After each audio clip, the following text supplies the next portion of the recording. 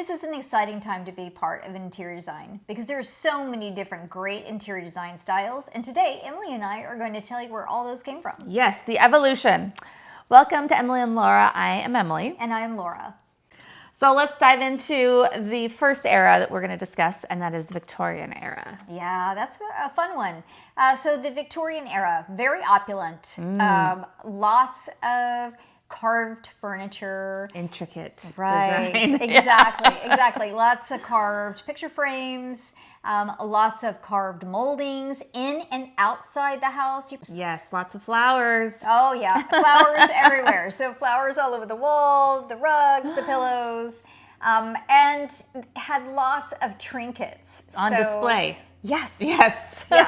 So there wasn't just one picture on the wall, there was a picture gallery. Yes. And there wasn't just, one little area of things that you collected. There was a whole display of things that you collected. Talking about kind of showing it all off. Right. But some of the great things that came out of there was all these floral designs and all the metals like that you're seeing today, which is in the brass finishes that you're seeing all over in the kitchen and the bathrooms. Yeah, and like even the wicker rattan, those woven materials, they showed up in the 70s again, and now again today, like there's a lot of it. Right. So then it kind of rolls into the arts and crafts era. And that's a really cool time as well. Very floral again. So a lot of that floral design that you saw in the Victorian era is now in the arts and crafts time. Because they definitely overlapped. Yeah, they did. Yeah. And that's pretty normal for all design styles. The difference is that we got rid of all of that molding everywhere. Not on the outside, not on the inside. So, but like arts and crafts kind of goes back to like things that people could make, right? So it's a lot of handmade. So like the woodworking is still there. It just might not be as over the top. That's actually very correct. So the tiles that were used were handmade clay tiles. And these tiles were what we call relief tiles. And so the design on the tile actually was dimensional, three-dimensional. So it came off the tile. That was really cool. You saw that a lot around the fireplaces. The other thing was the pottery. Yes, beautiful pottery that came out, which has been collected for years. And kind of had it definitely had a resurgence in the mid-century modern time. And today you see it everywhere. Absolutely. Yes, everywhere.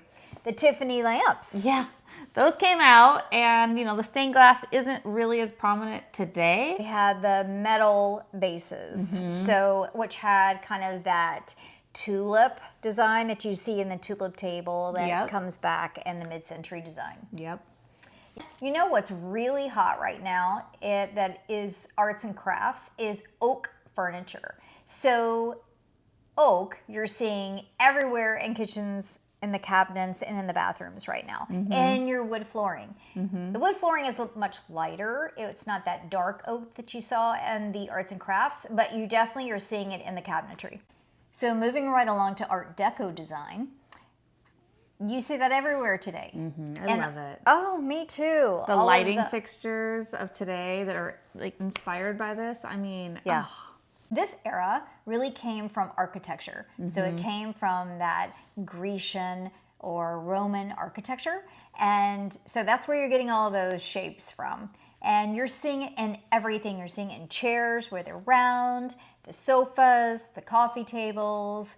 And the fluted columns, That's right. So then we have fluted furniture that we're seeing. The other thing that you're seeing a lot of is animal prints and skins and leathers on the furniture. You're seeing tortoiseshell, which was really popular. Ivory, can't even get ivory anymore. You find it, snag it. So then came mid-century design. And mid-century was about minimalism. We were tired of so much stuff and so much color. Too much, too busy. So functionality was key. Yes. So if it didn't serve a purpose, we don't need it. Bringing the outside in. So the color palette changed more earthy too. Yeah. So we started to see wide open spaces. That's where all those individual small rooms just kind of went away. Opened up. That's right, and opened up. rooms got airier. That allowed you to see the outside. That's how we brought that outside in. And then we started bringing it into the materials. You can see that today too, right? With the colors, with the ochre colors, with the greens and the browns, and the concrete, travertine, all of that kind of stuff. You see that into the mid-century. Yeah, mid-century's evolved definitely over the last few years and different aspects of it. Like it's been literal mid-century and then it's been mid-century inspired. Right. It's like we've had fun with all different forms of it. But where we're at right now, I love it. Like it's been so gorgeous just taking some of it as the inspiration. Right. But I mean, there's the iconic Mad Men show that kind of gives us full examples of for sure. And you can see how everything became very boxy. Yeah. The furniture, the sofas, the chairs, everything got really more boxy, streamlined, but still, yeah. Right. We took that mission style chair, that arts and crafts mission style chair, and we cleaned it up, and now it became basically the same chair, but it is thinner arms, sleeker, and it is now in your mid-century design. Yes. Yeah. So that just kind of goes to show you how they did all those eras just keep rolling together. Well, it just rolls right into the 70s, right? Yeah. So I mean, it's crazy. So then we go into even more earth tones, but brighter. Yeah, it's kind of weird. It's almost like we took this mid-century jump into being more connected to the earth because we were so being overstimulated. And they were like, oh my God, maybe this is a little too earthy. We need some color. Yeah, so then it's like, woo, all right, we can just brighten things up. Pop art. Yep, pop art became very popular. Andy Warhol. Oh, yeah, Yeah, absolutely. he was very popular. Yes. Chrome and glass, brass and glass. So now the brass in this era is not necessarily exactly what you're seeing today. Yeah. It was a little shinier of a brass. But still very clean lined. So it still picked up that minimalism from the mid-century modern, but still clean lined. Then we had the tulip table that was really popular. Love. Avocado green. Yeah. Okay, do we have to talk about that? Yeah. I mean, we love green, and you can see that green is in every era. Yeah. And at that time, it was super hot, but it was everywhere. It was like we didn't know how to do just one thing in green. Everything had to be green. Marble, lots of marble. Yeah. And that was very hot in the 70s. Black, shiny marble. Yeah. Yeah. And even the white was popular as well. Some of the other things that were in the 70s were Formica, vinyls, Leather. Lots of vinyls. And, those vinyls are back. Yeah. But they're much better. I mean, they look like leather today. But then they were really hot. It was about being able to, keep everything very clean and sleek still, that we brought in from the mid-century modern era. Yeah. Okay, so I guess we have to talk about the 80s. We need a moment of silence. Yeah, we do. So, for all those people who love the 1980s, please turn off your TV because I don't really have anything nice to say about the 80s. I know, it's kind of tragic, but we did learn a lot, right? Oh, I don't know. What were fussy. We thinking? Oh, we went from this minimalist, like beautiful era to like fussy again. Okay. I don't know what was happening. Lots of fabric on your windows, valances that were very loopy and with all these florets on them, and then they roped around the rod and tassels and fringe. Now I still love some good fringe. Who doesn't love some good fringe?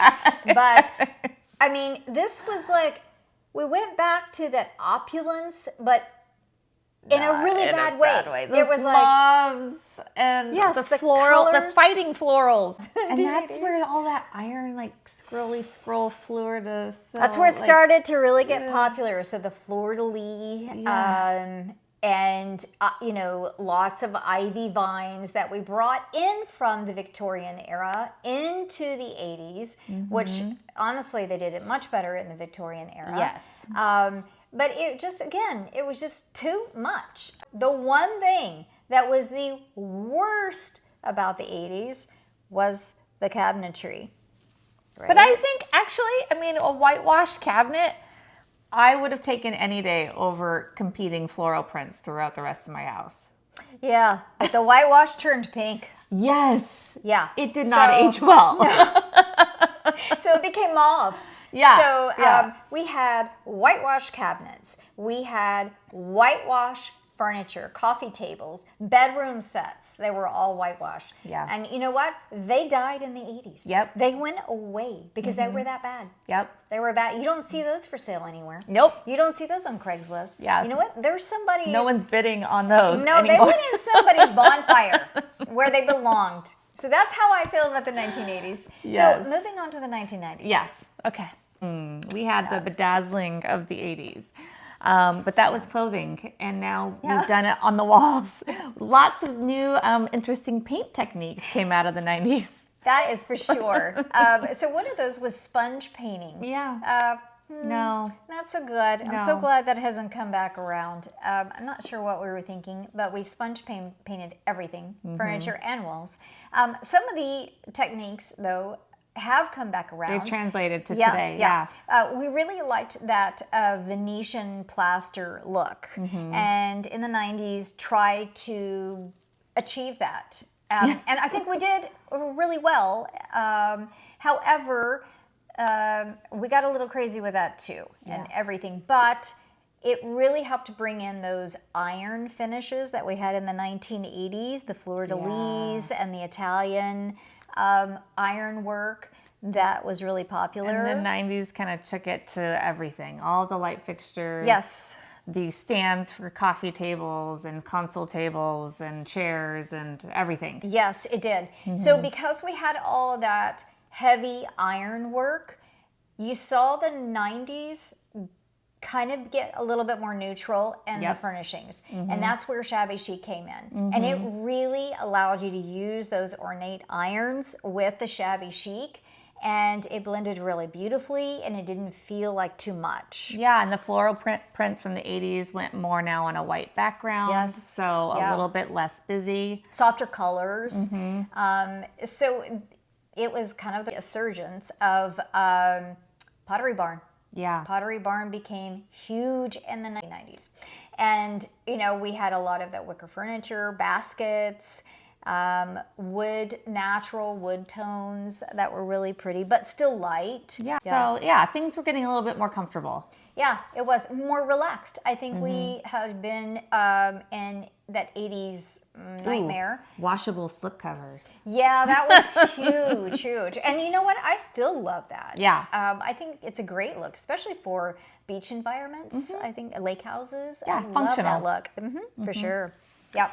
Then rolling into the 2000s, so we survived Y2K. And things have moved a lot quicker through the 2000s because of technology. So we have gone through trends a lot faster than we had before. I don't know if that's because just like word of mouth spreads faster now, or we're just having fun with everything we have had leading up to now. But we had like a gray period. I don't know what that meant. Maybe I was after Y2K, like, oh gosh, now we're in the doldrums of gray. Right. We love gray, but we definitely had a little too much, I think. 2005, 7. That's right. Gray started to come in. Yeah. That's right. And gray was really hot for about, I would say about 7-8 years. Yeah. Where we were just kind of immersed in these gray-white environments. Yeah.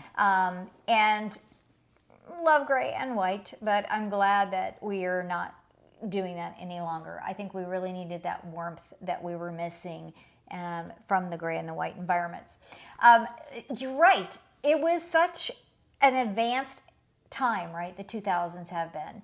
We're less about how to store our TV, our stereo equipment, how to get music inside of our house, right? Yeah, our movies. Our entertainment is no longer dictating our interiors. That's probably a better way to say it. And so now we have embraced our interiors once again, and we are bringing all those errors that we talked about a minute ago into now. Yes, it's a culmination of everything, and now we have all these new genres, right? Yes. So it's like modern farmhouse, and all these kind of mixes of everything in the past. Yeah, you're seeing a lot of Art Deco right now. You're seeing a lot of mid-century modern. I mean, a lot of the Venetian wallpapers and the prints come back. And it is all working together. So it's just a very cool time to be doing your home. Now go out. If you are wanting to decorate your home and you want to bring in some of these eras and you maybe are on a little bit of a budget, go out and start thrifting and finding some of these furniture Treasure pieces. hunting. Right, and redo them because those styles are in and you can put them inside of your home at a really affordable price. Yes. And so there's so many ways to do this. Yes. We hope you enjoyed today's content, and go check out our 2 new bags on our storefront. They are amazing and they're perfect for the girl on the go. Yeah. We also have a membership that you also get some insider scoop on everything that we're up to. Yeah. Thank you guys so much for watching. We appreciate you. Thank you. Bye-bye.